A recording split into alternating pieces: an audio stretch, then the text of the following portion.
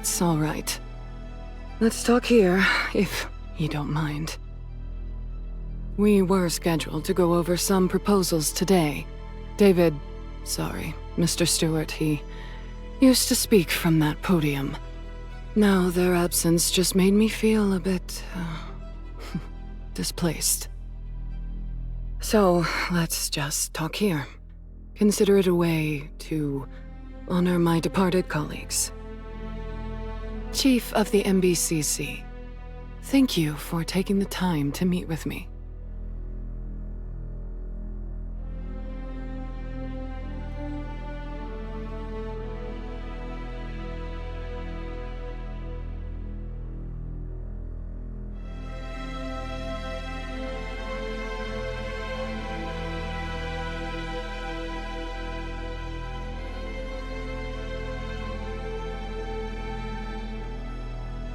My aunt is a seasoned politician with years of experience. Last year, she antagonized Prime Minister Stewart and was removed from the cabinet for speaking up for the West District.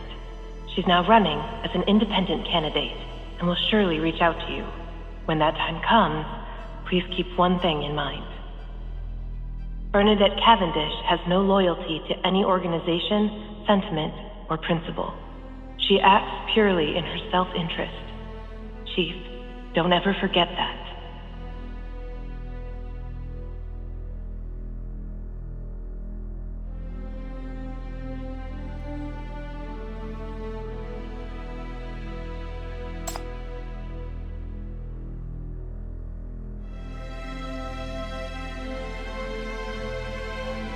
News, public reports, and some insiders, of course. That's all. To be frank, this incident has put me in a rather delicate position.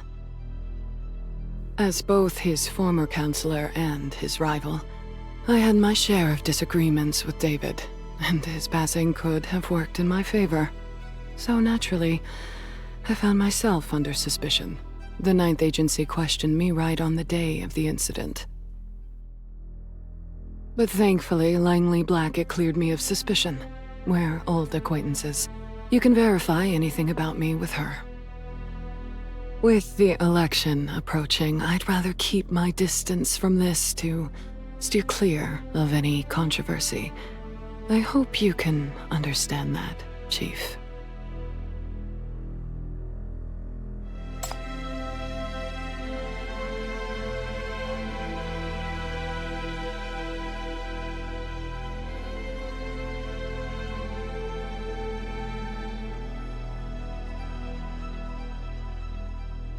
I'm afraid I'll have to disappoint you. I have no direct leads about this case to share with you.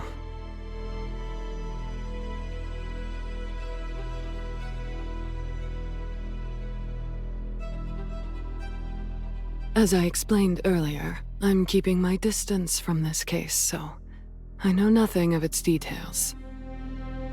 Sorry I used it as pretext for meeting you. I need your help with something I believe you'll be inclined to accept. I want you to protect someone.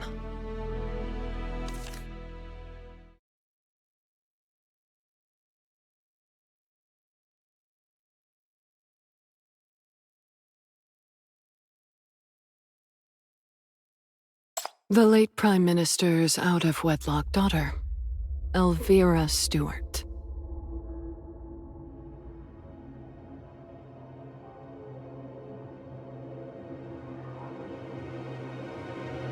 That is for you to investigate, Chief. As I said, I don't know the details of the case. I've only heard rumors about the girl. Just rumors. David Stewart never married. Elvira is his only child, 16 years old, her mother unknown. No school records, no medical history, no social documentation whatsoever. Even her residential address has been changing constantly. She's been well hidden during his lifetime. Even the Stewart family only recently learned of her existence. That's how cautious he was. Yet this cautious man, on the night before his death, set aside his pressing election concerns and secretly left his residence. He steered clear of even his most trusted allies and vanished until the following day. Upon his return, he died in the explosion.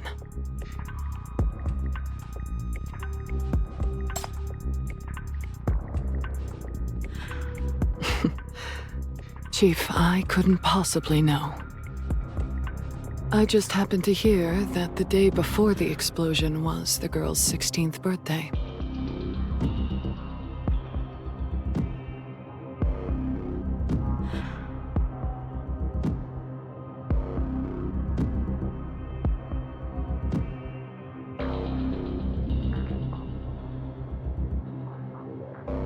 I didn't say so. Maybe it's just a coincidence. Maybe not. No one can prove anything.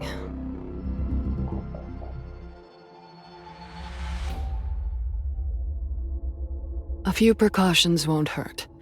In our line of work, no coincidence should be taken lightly.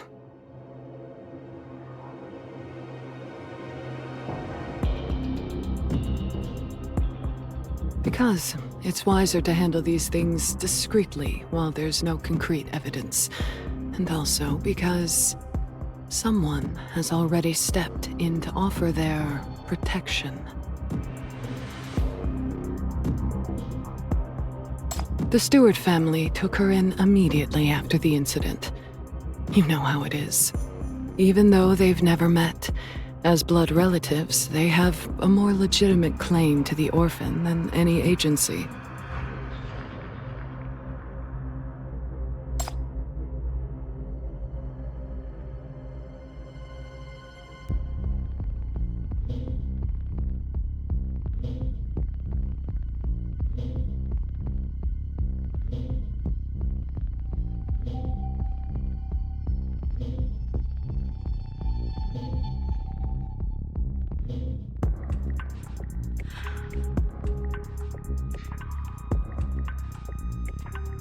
Tomorrow evening, the Stewart family is holding a memorial service at Veer's mansion. Many important figures will be attending. I was invited too. They say the Prime Minister cherished his daughter deeply and held high hopes for her. They shared a close bond. So she might be the person who knows her father best.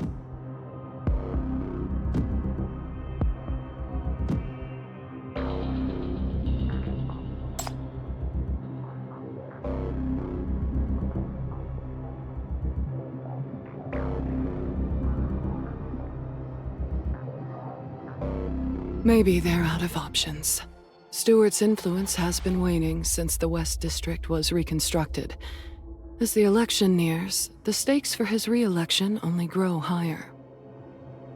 Losing the head at this crucial moment is truly devastating. All their allies, enemies, or onlookers even are desperate for answers. Perhaps that girl is the only card they could play. That's how I see it.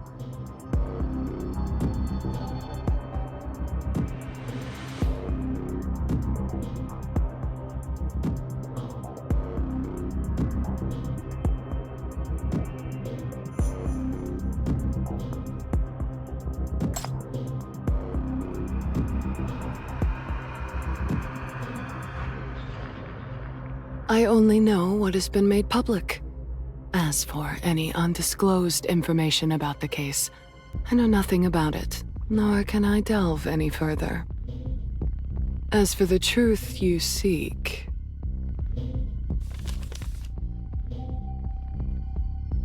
given my status as a suspected former political rival, my presence at the memorial service might cause unwanted tension.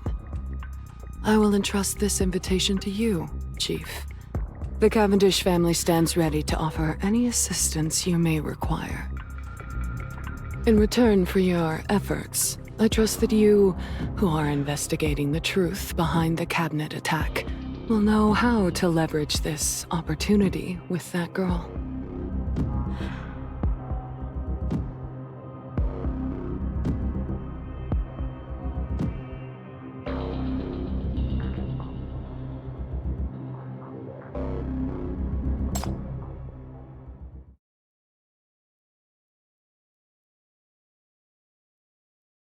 You think I have ulterior motives? That I'm seizing this chance to approach you, rope you in, and earn your trust to vote for me? That would be undignified and unnecessary. Since you don't have a liking for politicians like me, I won't trouble you beyond today. This is just a one-time personal request. To protect a child who has recently lost her loved one.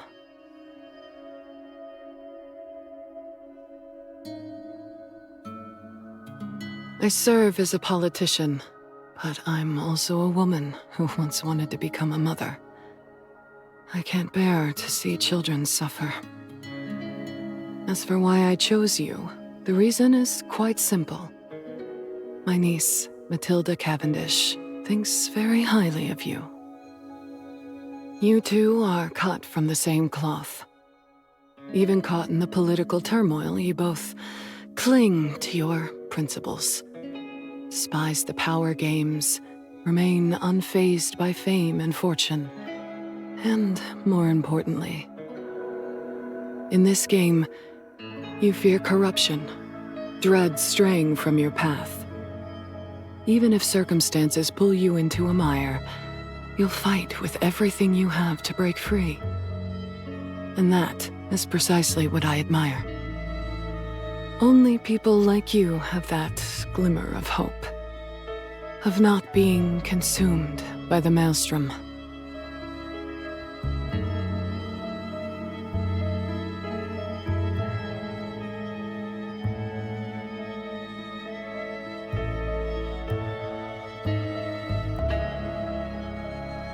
Well then, I have a few questioning sessions to attend.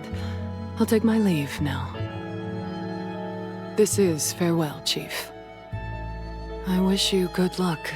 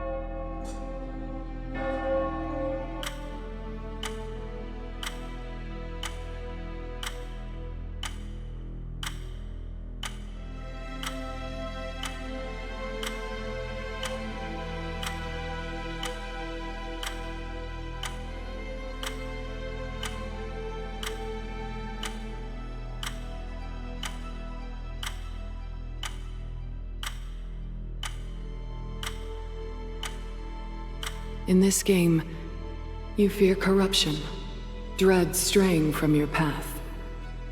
Even if circumstances pull you into a mire, you'll fight with everything you have to break free. And that is precisely what I admire. Only people like you have that glimmer of hope, of not being consumed by the maelstrom.